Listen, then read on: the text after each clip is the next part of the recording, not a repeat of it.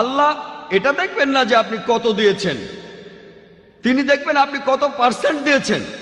একজন ধনী লোক যদি আমাকে অনেক টাকা দেয়, $1,00,000 বা $1,000,000, এই ধনী লোকের কাছে এই টাকাটা হয়তো তার সম্পদের 1%-এরও কম।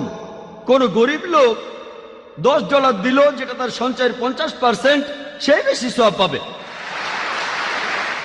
আমাদের চ্যানেলটা আসলে চলবে আল্লাহর সাহায্যে।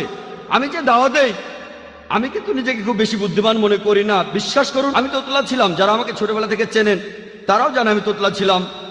কেউ জিজ্ঞেস করলো তোমার নাম কি, আমি বললাম যা যা যা জাকির। এই অবস্থা ছিল। আমি অবশ্য মুসা নবীর দোয়াটা পড়ি, উনিও তোতলা ছিলেন।